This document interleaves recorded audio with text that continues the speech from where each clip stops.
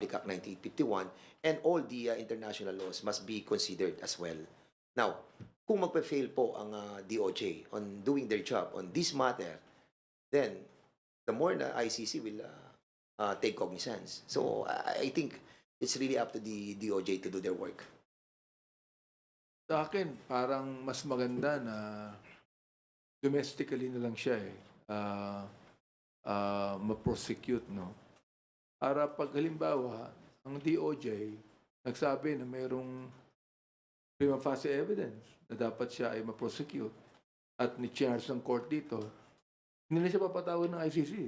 Dapat meron na ritong tinatawag na proper judgment ang ginagawa ng ating bansa Pirat, yun ang sa amin. Ako, naintindihan ko naman ang kalagayan ng ating Pangulo tulad ni Congressman Fernandez.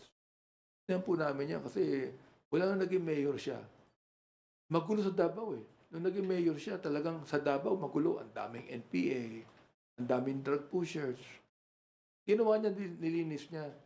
Yun din ang kanyang ginawang template sa buong bansa. Naunawaan ko po ang ating Pangulo tungkol dyan. Subalit, hindi niya pwedeng i-skirt ang responsibility ng isang leader ng bansa.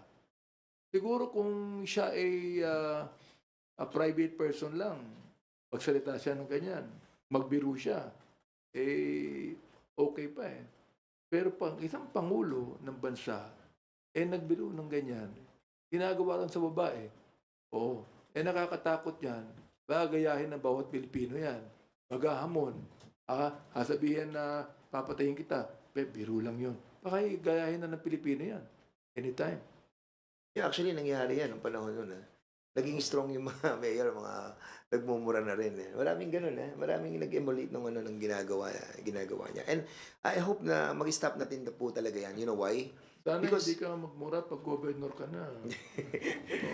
Alam mo kung bakit ko nasasabi na dapat this have to stop. Yun ang sinasabi natin, the law must be applied to all or none at all, di ba? Ngayon, ang problema, kung halimbawa nagmumura si former president sa Senado, tapos inayaan natin magmura dito, what prevent others to make that kind of statement as well? Papatay. Halimbawa, si Laila de Lima, o sabihin niya, patay, contempt mo siya, or pag hindi winidraw, kasi pinabayaan natin. So, huwag natin hayaan na dungisan yung institusyon. Hayaan na nating dungisan tayong mga parliamentarians. But yung mismong institusyon na mapapunta yung record ng mga sinasabi ng bawat isa dyan, na babasahin ng mga susunod na henerasyon, nakakaya tayo. Nakakaya. Di ba babasahin nila, wala man lang nag-stand para i-delete o tanggalin yon sa record ng Senado? And even in us? Kaya nga sabi ko, pag dito, hindi ako papayag na ma-put into record yan. Pabubura ko yan. I mean, that I'm Point of order. I'm pretty sure all of the chairman and all the members will agree with me na hindi po natin pwedeng ilagay sa record yan. Lalabas dyan yan lahat ng mura. Lahat ng mga masasakit na salita na hinayaan natin. At tayo ang sisisihin ng mga susunod na henerasyon for that. I like our people to know na lahat po ng pronouncement ng Pangulo, kahit na pagmumura niya, recorded po yan sa Malacanang Nasa archive yan. Lahat ng mga sinabi niya. Pag pagmumura niya, alright. Kaya nga ako, pag may program ako, o mayroon akong nasasabi, kahit sa pulpito, may mga nagbabasa sa akin, minumura ako Bakit? Alam ko kung saan galing yun Di ba? But the thing is this. Yung PI, hindi lang mura yan Nanay ko, tinutukoy mo dyan Nanay ko yan Terrible mahal ko nanay ko Ba't mo kinakailangan murahin? Kung magagawa ka ng PI. Oo, siguro, yung gago matatanggap ko pa Kung talagang gago yan Yung tarantado, kung talagang tarantado yan. Sinasabi ko yan sa pulpito Kung talagang tarantado ka, hindi mura yan, totoo yan. Pero yung PI, pambira, pagtanggap ng ating kababayan yan, minumura mismo yung nanay niya, hindi ko katanggap-tanggap sa akin yan. Sir, last na lang. Sir, so if in case na pag umattend siya sa Quadcom, tapos ganon, anong gagawin natin, sir? Point of order. Yeah, ganun. Tapos we will try to remind him. Tapos pagpaulit-ulit pa rin, then we have to take action.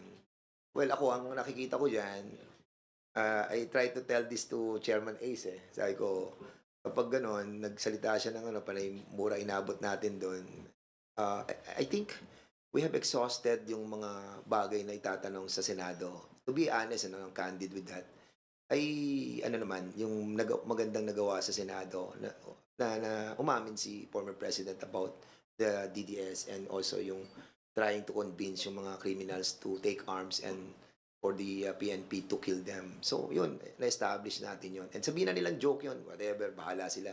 Pero na-establish natin doon sa statement nun. And ako, okay na yun eh. Nakuha na natin pinaka-gist ng sinasabi natin na meron tayong DDS, merong patayan. Ang hindi lang natin masyado na-establish doon that they denied is yung reward.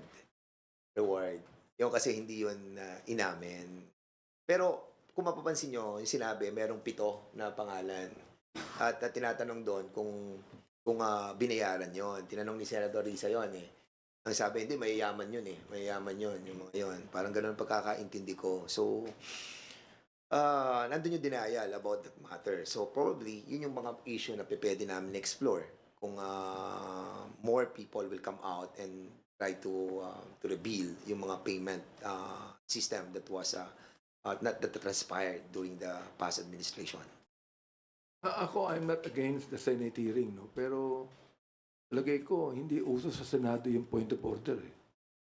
Sa amin, ako sinabi ko na, niisip ko ba lang, pag nagmura ang ating Pangulo ng PI sa aming Quadcom, point of order pa rin yan.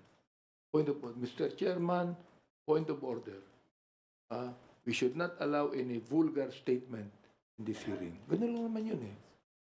Wala tayong magagawa niya. Kinakailangan po talaga, sansalain natin ito. Bakit? Kapag nasanay tayo dyan, yung mga bata sa mga kalye, gano'n na rin ang gagawin nila eh.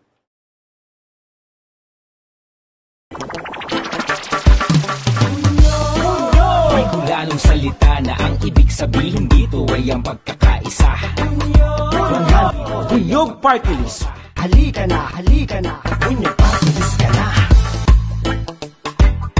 Halika na, Bunyog Party List ka na. Halika na, Bunyog Party List ka na. Bunyog Party List.